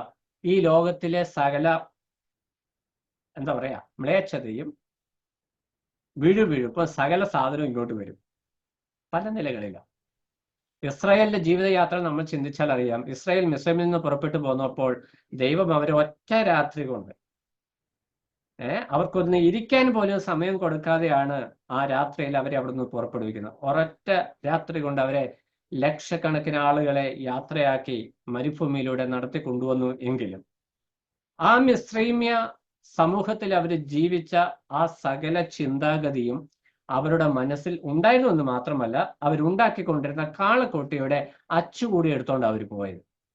അതുകൊണ്ടാണല്ലോ മോശ പർവ്വത്തിൽ കയറിയപ്പോൾ ഈ കാളക്കുട്ടിയെ നിമിഷ നേരം കൊണ്ട് ഉണ്ടാക്കുവാനായിട്ട് അവർക്ക് സാധിച്ചത്. അഹരോൻ പറഞ്ഞു, ഞാൻ സ്വർണ്ണം അങ്ങോട്ടിട്ട് അപ്പൊ തന്നെ കാളക്കുട്ടി. അങ്ങനെ ഒരു സാമാന്യ ബുദ്ധിയുള്ളവർക്കറിയാം, അങ്ങനെ ഒരു കാളക്കുട്ടി വെറുതെ തീയിൽ നിന്ന് ഇങ്ങോട്ട് വരില്ല. അത് സ്വർണ്ണം ഒരുക്കി അച്ചിലൊഴിച്ച് അച്ചിൻ്റെ അത് ഉറച്ചു കഴിയുമ്പോഴാണ് അച്ച ഓപ്പൺ ചെയ്യുമ്പോൾ കാളക്കുട്ടി പുറത്തേക്ക് വരുന്നത്. ഇതുപോലെ നമ്മളായിരുന്ന സമൂഹത്തിൽ, അത് ഏത് സമൂഹമായിരുന്നു, നമുക്ക് ചുറ്റുമുള്ള സമൂഹം, നാം ജീവിക്കുന്ന സമൂഹം, നമ്മുടെ പശ്ചാത്തലം, നമ്മൾ കത്തോലിക്കരായിരുന്നോ ഹിന്ദു ആയിരുന്നോ അല്ലെങ്കിൽ CSI ആയിരുന്നു, ഇതൊന്നും അല്ല ഞാൻ ഉദ്ദേശിക്കുന്നത്. നമ്മൾ പശ്ചാത്തലം, നാം ജീവിക്കുന്ന ചുറ്റുപാടുകൾ, അതിൽ നിന്ന് ദൈവം നമ്മളെ ഒറ്റ രാത്രി കൊണ്ട് മാനസാന്തരത്തിന്റെ അനുഭവത്തിലൂടെ രക്ഷയുടെ അനുഭവത്തിലേക്ക് കൊണ്ടുവന്ന് വിശുദ്ധ ജനമാക്കി നമ്മളെ വേർതിരിച്ചു നിർത്തിയിട്ടും നമ്മൾ അവിടെയുള്ള അച്ചുകൾ വീണ്ടും ചുമന്നുകൊണ്ടുപോയി ജീവിതത്തിൽ അതിന് സ്ഥാനങ്ങൾ, ദൈവത്തെക്കാൾ ഉയർന്ന സ്ഥാനങ്ങൾ കൊടുത്തു കഴിയുമ്പോൾ അത് നമ്മളെ ഭരിക്കുവാനായിട്ട്, നമ്മുടെ പൂജാ വിഷയമായിട്ട് ആ വിഷയങ്ങൾ മാറുവാനായിട്ട് ഇടയായിത്തീരും. അതിന്റെ ഭവിഷ്യത്താണ് നമ്മുടെയൊക്കെ വിശ്വാസ ജീവിതത്തിൽ നാം അനുഭവിക്കുന്നത്. ദൈവഭക്തി അത് കാത്തു സൂക്ഷിക്കേണ്ടതാണ്. ദൈവം നമുക്ക് തന്നിരിക്കുന്ന സ്ഥാനീയമായ നീതീകരണവും വിശുദ്ധീകരണവും അത് പ്രായോഗിക ജീവിതത്തിൽ കാത്തു സൂക്ഷിക്കേണ്ടതായിരിക്കുന്ന നാം പലപ്പോഴും അതിന്റെ പ്രാധാന്യം മനസ്സിലാക്കാതെ നമ്മൾ കൊണ്ടുവന്ന ഈ അച്ചുകൊണ്ട് പല വിഗ്രഹങ്ങളെയും ഉണ്ടാക്കി അതിന്റെ പിന്നാലെ പോവുക. അങ്ങനെ പോകുമ്പോൾ അതിന്മേൽ മാലയിടുന്നു, പെയിന്റ് അടിക്കുന്നു, ഇങ്ങനെ അതിനെ വർണ്ണാഭമാക്കുവാൻ അതിനെ ഏറ്റവും മനോഹാരിതമാക്കുവാൻ നമ്മുടെ മനസ്സ് വെമ്പൽ കൊള്ളുന്നു. കാരണം നമ്മുടെ ദൈവഭക്തി ഓൾറെഡി അന്യം വന്നു പോയി. നമ്മുടെ ദൈവഭക്തി ഇത്രയും അന്യം വന്നെങ്കിൽ നമ്മുടെ അടുത്ത തലമുറയ്ക്ക് ദൈവഭക്തി എന്നുള്ള വിഷയം പോലും അറിയാൻ പോലും സാധിക്കത്തില്ല. അതാണ് അതിൻ്റെ ഒരു ക്രമീകരണം. ഇസ്രായേൽ ജനത്തിന്റെ ജീവിതത്തിൽ സംഭവിച്ച പരാജയങ്ങളുടെ ഒരു നിര നാം എടുത്താൽ മതി. ക്രിസ്തീയ സഭാചരിത്രം നാം പരിശോധിച്ചാൽ 1-ാം നൂറ്റാണ്ട് മുതൽ എത്രയോ തവണ ആത്മീക അന്ധകാരത്തിലേക്ക് ക്രിസ്തീയ സമൂഹം അകപ്പെട്ടു പോയി. എന്നിട്ട് ഒരു ചെറിയ ശേഷിപ്പിലൂടെ 1-2 വ്യക്തികളിൽ കൂടെയാണ് വീണ്ടും ഒരു നവീകരണം ഉണ്ടായിട്ടുള്ളത്. ഇന്ന് നാം ആയിരിക്കുന്ന കാലഘട്ടവും ഇതേ ഒരു അവസ്ഥ. നമ്മുടെ സ്ഥലം സഭകളുടെ അവസ്ഥ എന്താണ്? നമ്മുടെ സ്ഥലം സഭ പഴയ ആത്മീയമായിട്ട് വളരെ ശുഷ്കിച്ചു. അതല്ല. എൻ്റെ ആത്മീക അവസ്ഥ എന്താണ്? എൻ്റെ ആത്മീക അവസ്ഥ എന്താണോ അതാണ് എൻ്റെ സ്ഥലം സഭയിൽ റിഫ്ലക്റ്റ് ചെയ്യുന്ന ആത്മീക അവസ്ഥ. ആ സത്യം മനസ്സിലാക്കിയാൽ നമ്മുടെ ജീവിതം ക്രമീകരിക്കുവാനായിട്ട് നമുക്ക് സാധിക്കുമെന്നുള്ളതിന് യാതൊരു സംശയമില്ല. ഇവിടെ ദൈവകൃപ നമ്മുടെ മേൽ വ്യാപരിക്കുന്നത് നമുക്ക് നമ്മുടെ ഇഷ്ടപ്രകാരം ജീവിക്കുവാനുള്ള ലൈസൻസ് ആയിട്ടല്ല, ദൈവവചനപ്രകാരം ജീവിക്കുവാൻ നമ്മളെ ശിക്ഷിച്ചു വളർത്തുന്ന, ഡിസിപ്ലിൻ ചെയ്യുന്ന ഒരു അധ്യാപകനായിട്ടാണ് ദൈവകൃപ വിശ്വാസികളിൽ വ്യാപരിക്കുന്നത് എന്ന് ദൈവത്തിന്റെ ആത്മാവിടെ ഓർപ്പിക്കുക. ആ ദൈവകൃപ നമ്മളെ ദൈവഭക്തിയിൽ ജീവിക്കുവാനായിട്ട് ശിക്ഷിച്ചു വളർത്തുന്നു. നമ്മളെ ഡിസിപ്ലിൻ ചെയ്യുന്ന ഒരു ട്രെയിനറാണ് ഈ ദൈവകൃപ. പക്ഷെ നമ്മൾ ആ സ്ഥാനത്ത് നിന്ന് അതിനെ മാറ്റി നമുക്ക് തോന്നിയതുപോലെ ജീവിക്കാനുള്ള ഒരു ലൈസൻസ് ആയിട്ട് ദൈവകൃപയെ കാണുന്നത് കൊണ്ടാണ് നമ്മൾ പലപ്പോഴും പരാജയപ്പെട്ടു പോകുന്നത്. ഇതുകൊണ്ടാണ് തീത്തോസിനോട് പറയുന്നത്, നീ പഥ്യവചനം അത് യഥാവിധി പഠിക്കണം. ദൈവം കൃപ ചെയ്യും, ശരിയാണ്, ദൈവം കൃപ ചെയ്യുന്നതുകൊണ്ടാണ് നമ്മൾ ജീവിക്കുന്നത് തന്നെ. പക്ഷെ ആ ദൈവ കൃപ ചൊരിയുന്നത് നമ്മുടെ ഇഷ്ടപ്രകാരം ജീവിക്കുവാനല്ല എന്നും, ദൈവം നമുക്ക് തന്നിരിക്കുന്ന വിശുദ്ധിയിലേക്ക് നമ്മൾ അതിന്റെ തുടർച്ചയായിട്ട് ആ വിശുദ്ധിയിൽ, ആ വേർപാടിൽ, ആ ദൈവമക്കൾ എന്നുള്ള സ്ഥാനീയ പദവിയിൽ ആ സാക്ഷ്യം അലങ്കരിച്ച് സൽപ്രവൃത്തിയിൽ വർദ്ധിച്ചു വരുവാൻ വേണ്ടിയാണ് ഈ ദൈവകൃപ നമ്മളിൽ വ്യാപരിക്കുന്നത്. ഈ സത്യം നാം മനസ്സിലാക്കിയില്ല എങ്കിൽ നമ്മൾ വായിക്കുന്ന ദൈവകൃപയെ അവർ ദുഷ്കാമ പ്രവൃത്തികൾക്ക് വേണ്ടി വ്യതിചലിപ്പിച്ചു കളഞ്ഞു. അവര് കണ്ടെത്തിക്കുന്ന ദുഷ്കാമ പ്രവൃത്തികൾ, ഇമ്മോറൽ ആക്ടിവിറ്റീസിലേക്ക് ഇടപെടുവാൻ വേണ്ടിയുള്ള ഒരു ലൈസൻസ് ആയിട്ട് അവർ ദൈവകൃപയെ കണ്ടു. എന്നാൽ ദൈവകൃപ എന്തിനു വേണ്ടിയായിരുന്നു? സൽപ്രവൃത്തികളിൽ നമ്മുടെ ജീവിതത്തെ വിശുദ്ധിയിൽ ക്രമീകരിക്കേണ്ട വേണ്ടി തന്നിരിക്കുന്ന ഒരു ട്രെയിനറാണ് ഈ ദൈവകൃപ. എന്ന് പറഞ്ഞാൽ ഈ ജഡത്തിൽ നാം ജീവിക്കുമ്പോൾ പാപത്തിലേക്ക് വീണു പോകാനുള്ള സകല ചാൻസുമുണ്ട്. ആ വീഴുവാനുള്ള സാഹചര്യം ഉണ്ടാകുമ്പോൾ അതിൽ നിന്ന് നമ്മളെ ബലപ്പെടുത്തി കർത്താവിന്റെ ട്രാക്കിൽ തന്നെ നിർത്തുന്ന ട്രെയിനിങ് എന്ന് പറഞ്ഞാൽ ഒരു കാര്യസ്ഥനാണ് ഈ ദൈവകൃപ എന്ന് പറയുന്നത്. ഇത് നാം വേണ്ടതുപോലെ മനസ്സിലാക്കാതെ പോകുന്നത് കൊണ്ടാണ് നമ്മുടെ ജീവിതം പലപ്പോഴും പരാജയപ്പെട്ടുന്നത്. ഇനിയെങ്കിലും നാം വളരെ ഗൗരവത്തോടെ ചിന്തിക്കേണ്ട, വ്യക്തിപരമായി ചിന്തിക്കണം. ഓരോ വ്യക്തികൾ ചേരുമ്പോഴാണ് ഒരു സ്ഥലസഭ ഉണ്ടാകുന്നത്. ഇവിടെ നമ്മൾ വായിക്കുന്ന ശുശ്രൂഷകന്മാർക്ക് ദൈവം പ്രമാണം കൊടുത്തു, സഹോദരന്മാർക്ക് പ്രമാണം കൊടുത്തു, സഹോദരിമാർക്ക് പ്രമാണം കൊടുത്തു, മുതിർന്ന സീനിയർ സിറ്റിസൺസ് ആയിട്ടുള്ള സഹോദരന്മാർക്കും സഹോദരിമാർക്കും പ്രമാണം കൊടുത്തു, യുവാക്കന്മാർക്കും യുവതികൾക്കും പ്രമാണം കൊടുത്തു. എല്ലാവരും അതിൻ്റെ ഉള്ളിൽ വരുന്നുണ്ട്. അപ്പൊ എല്ലാവരുടെയും ഉത്തരവാദിത്വമാണ് ഒരു സ്ഥലം സഭ ആത്മീകമായി ഔന്നത്യത്തിൽ എത്തുക എന്നുള്ളത്. അതിനുവേണ്ടിയുള്ള ക്രമീകരണമാണ് ദൈവം ഒരുക്കിയിട്ടുള്ളത്. അത് സുവിശേഷന്മാരുടെ മാത്രം ഉത്തരവാദിത്വമല്ല, മൂപ്പന്മാരുടെ മാത്രം ഉത്തരവാദിത്വമല്ല. എല്ലാ വിശ്വാസികളും ദൈവകൃപയുടെ ശിക്ഷണത്തിന് വിധേയപ്പെട്ട് ചേർന്ന് വരുമ്പോൾ, തങ്ങളുടെ ജീവിതത്തെ സൽപ്രവൃത്തി കൊണ്ട് മാതൃകയുള്ളതാക്കി തീർക്കുമ്പോൾ, സുവിശേഷം ഒത്തിരി പ്രസംഗിക്കുകയൊന്നും വേണ്ട, നമ്മുടെ ജീവിതം കൊണ്ട് അനേകർ ഈ കർത്താവിലേക്ക് വരും. സനേശ്വരൻ സുവിശേഷം പ്രസംഗിക്കേണ്ടെന്ന് പഠിപ്പിച്ചെന്ന് ആരും പറയരുത്. സുവിശേഷം നമ്മുടെ ജീവിതത്തിലൂടെ വെളിപ്പെടുന്നിടത്താണ് വിശ്വാസികൾ രക്ഷയിലേക്ക് വരിക. ഇന്ന് നമുക്ക് ഒത്തിരി പ്രസംഗമുണ്ട്, ഒത്തിരി കൺവെൻഷനുണ്ട്, ഒത്തിരി ക്രൂസൈഡുകളുണ്ട്, ഒത്തിരി പരസ്യങ്ങളുണ്ട്, ഒത്തിരി ഭരണ സന്ദർശനമുണ്ട്. പക്ഷെ ഫലങ്ങളില്ല. കാരണം നമ്മുടെ ജീവിതവും നമ്മൾ പ്രസംഗിക്കുന്ന ഈ സുവിശേഷവും തമ്മിൽ യാതൊരു ബന്ധവുമില്ലാത്തൊരവസ്ഥയിലെത്തിയിരിക്കും. ലോകം നോക്കുമ്പോൾ ഇവർ ഈ പറയുന്നതല്ലാതെ ഇവരുടെ ജീവിതത്തിൽ ഒന്നുമില്ല എന്നത് അവർ കാണുന്നു. അങ്ങനെ അവർ നോക്കുമ്പോൾ ഇതിലും ബെറ്റർ അതാണ്, അവർ നിൽക്കുന്നതാണെന്ന് അവർക്ക് തോന്നുന്നത് സ്വാഭാവികം. അതുകൊണ്ടാണ് കർത്താവ് പറയുന്നത്, നിന്നെ തന്നെ സൽപ്രവൃത്തികൾക്ക് മാതൃകയായി കാണിക്കുക. ശുശ്രൂഷകന്മാർ വിശ്വാസികൾക്ക് മാതൃകയായിരിക്കണം. വിശ്വാസികൾ പരസ്പരം മാതൃകയായിരിക്കണം. ശുശ്രൂഷകന്മാരും വിശ്വാസികളും സഭയായി ചേർന്ന് ലോകത്തിന് മുമ്പിൽ മാതൃകയായി നിൽക്കണം. ഇതാണ് ദൈവവചനത്തിന്റെ പ്രമാണം. ഒരു സഭ എന്ന് പറഞ്ഞാൽ നിസ്സാര വിഷയമല്ല. സഭ പരിപാലനം, സഭയിലെ ജീവിതം എന്ന് പറയുന്നത് നിസ്സാര വിഷയമല്ല, വളരെ ഗൗരവമുള്ള വിഷയമാണ്. ഈ വിഷയങ്ങൾ അതിന്റെ ഗൗരവത്തിൽ കാണുവാനായിട്ട് ദൈവം നമ്മളെ സഹായിക്കട്ടെ. 15-ാം വാക്യോടെ വായിച്ച് നമുക്ക് അവസാനിപ്പിക്കാം. ഇത് പൂർണ്ണ ഗൗരവത്തോടെ പ്രസംഗിക്കുകയും പ്രബോധിപ്പിക്കുകയും ശാസിക്കുകയും ചെയ്യുക, ആരും നിന്നെ തുച്ഛീകരിക്കരുത്. പൂർണ്ണ ഗൗരവത്തോടെ പ്രസംഗിക്കുക. ഞാൻ പറയുന്ന ചില വാക്കുകളൊക്കെ ഇച്ചിരി കർശനമായിട്ട് പലർക്കും തോന്നിയേക്കാം. ഞാനെല്ലാം തികഞ്ഞവനായതുകൊണ്ടല്ല. പക്ഷെ ദൈവവചനം പഠിക്കുകയും പഠിപ്പിക്കുകയും ചെയ്യുമ്പോൾ നമ്മുടെ ജീവിതത്തിൽ ഉണ്ടാകുന്ന പരിവർത്തനം നമ്മളെ രൂപപ്പെടുത്തുക തന്നെയല്ല. ദൈവവചനം ആധികാരികതയോടുകൂടി സംസാരിക്കാനുള്ളതാണ്, അല്ലെങ്കിൽ അത് തൊടാതിരിക്കുന്നതാണ് നല്ലത്. ഇവിടെ തീത്തോസിനോട് പറയുന്നത്, നീ പൂർണ്ണ ഗൗരവത്തോടെ പ്രസംഗിക്കണം. ദൈവവചനം അതിന്റെ ഗൗരവത്തോടെ പ്രസംഗിക്കണം. നമ്മൾ ദൈവവചനം ഒരാരാധനയ്ക്ക് ഒരു ചിന്തയാകട്ടെ, കോട്ടേജ് മീറ്റിംഗിൽ ഒരു പ്രബോധനമാകട്ടെ, ഒരു ആലോചനയാകട്ടെ പറയുന്നുവെങ്കിൽ ദൈവാത്മാവ് തരുന്ന സന്ദേശം ആളുകൾ എങ്ങനെ കേൾക്കുന്നു, അവർക്ക് ഇഷ്ടപ്പെട്ടോ ഇഷ്ടപ്പെടുന്ന നിലയിലോ പ്രസംഗിക്കുവാനല്ല, മറിച്ച് ദൈവത്തിന്റെ വചനം അത് അതുപോലെ തന്നെ സംസാരിക്കുവാനായിട്ട് ശ്രദ്ധിക്കണം. ദൈവവചനം അതുപോലെ തന്നെ സംസാരിച്ചാൽ മുറിവുണ്ടാകും. ഇരുവായ്ത്തല വളരണം, അകത്തും മുറിയും പുറത്തും മുറിയും. പ്രസംഗിക്കുന്ന ആൾക്കും മുറിയും, കേൾക്കുന്ന ആൾക്കും മുറിയും. മുറിയുമ്പോൾ നമ്മൾ എങ്ങനെ പ്രതികരിക്കുന്നു എന്നുള്ളതിലാണ് നമ്മുടെ വിജയം. പലപ്പോഴും നമ്മൾക്ക് മുറിയുമ്പോൾ നമ്മൾ ഓപ്പോസിറ്റ് ആയിട്ട് ആ പ്രസംഗിച്ച വ്യക്തിയെ വെട്ടിത്തീർക്കാനാണ് നോക്കുന്നത്. പക്ഷെ മുറിപ്പെടുമ്പോൾ ആ കുറവുകളെ മനസ്സിലാക്കി ദൈവകൃപയിൽ ആശ്രയിച്ച മുറിവങ്ങ് ഉണക്കിയാൽ, തെറ്റിന് പരിഹാരം എത്തിയാൽ, കുറവുകൾ നികത്തിയാൽ തീർച്ചയായിട്ടും നമ്മുടെ ആത്മീയ ജീവിതം അനുഗ്രഹിക്കപ്പെടും എന്നുള്ളതിന് യാതൊരു സംശയവുമില്ല. ദൈവവചനം മുറിക്കുകയും മുറിവുണക്കുകയും ചെയ്യുന്ന ഒന്നാണ് ദൈവവചനം. അതിനുവേണ്ടിയാണ് ദൈവവചനം തന്നിരിക്കുന്നത്, മുറിക്കാൻ വേണ്ടി തന്നെയാണ്. അപ്പോൾ ഇത് കേൾക്കുമ്പോൾ നീ പ്രസംഗിക്കണം, പൂർണ്ണ ഗൗരവത്തോടെ പ്രസംഗിക്കണം. പ്രബോധിപ്പിക്കലും പൂർണ്ണ ഗൗരവത്തോടെ ആയിരിക്കണം.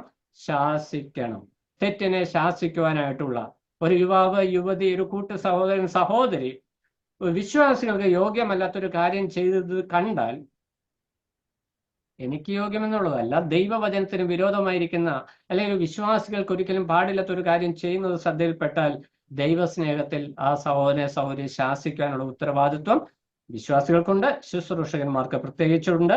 എന്നിട്ട് അടുത്ത വാക്ക് പറയാം, ആരും നിന്റെ യൗവനം തുച്ഛീകരിക്കരുത് എന്ന് പറഞ്ഞാൽ, ഈ ശാസിക്കുവാനായിട്ടും തർജ്ജനം ചെയ്യുവാനായിട്ടും പോകുമ്പോൾ നിന്റെ ജീവിതത്തിൽ ആ തെറ്റുണ്ടാകുവാനായിട്ട് പാടില്ല. തീത്തോസിന് ദൈവത്തിന്റെ ആത്മാവ് കൊടുക്കുന്ന പ്രബോധനമാണ്, നമ്മൾക്കും തരുന്ന പ്രബോധനമാണ്. നമ്മുടെ ജീവിതം മാതൃകയുള്ളതായിരിക്കണം. ദൈവവചനത്തെ അതിന്റെ പ്രാധാന്യത്തിൽ കാണുവാൻ, ദൈവകൃപയെ പാപത്തിനുള്ള ലൈസൻസ് ആയിട്ടല്ല, മറിച്ച് ദൈവകൃപയിൽ ദൈവത്തന്ന വിശുദ്ധിയിൽ ജീവിക്കുവാനായിട്ടുള്ള ഡിസിപ്ലിനറി സ്റ്റെപ്പാണെന്ന് മനസ്സിലാക്കി അതിന് വിധേയപ്പെട്ട് ജീവിക്കുവാനായിട്ട് നമ്മുടെ ജീവിതത്തെ നമുക്ക് സമർപ്പിക്കാം. ദൈവനാമം മഹത്വപ്പെടുമാറാകട്ടെ.